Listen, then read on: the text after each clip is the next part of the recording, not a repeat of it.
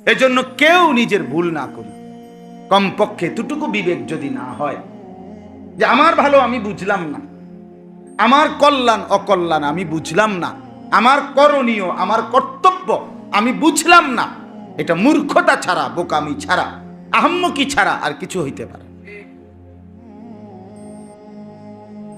পড়ালেখা শুধু শব্দ মুখস্থ করার নাম না, নিজেকে চেনা, আত্মপরিচয়। আত্মপরিচয়, দেহ মন আত্মার বৃদ্ধি, এটাকেই এডুকেশন বলে, এটাকেই পড়ালেখা বলে। এই জেনারেল লাইনও এটারই পড়া কর, আপনি খবর নেন। এই ইংরেজিতেও জিজ্ঞাসা করেন পড়ালেখা কাকে বলে। বডি, মাইন্ড অ্যান্ড সোল, এই তিন জিনিসের উৎকর্ষ, শরীর, চিন্তা, অন্তর, এর উৎকর্ষ সাধন করা, এটাই জ্ঞানের উদ্দেশ্য। এটা আমরা হুজুররা বলি না, এটা জেনারেল লাইনের পণ্ডিতরা বলছে। এডুকেশন কাকে বলে, পড়ালেখা কাকে বলে?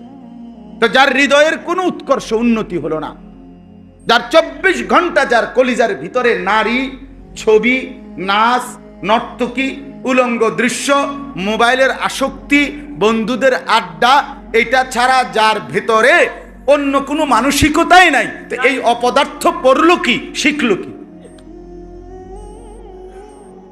বলো ভাইয়া, কি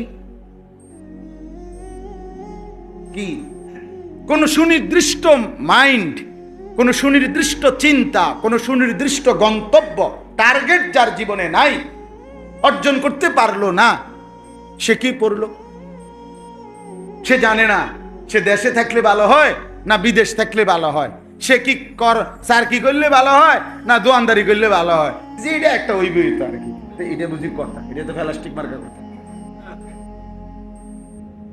এটা তো প্লাস্টিক মার্কা কথা।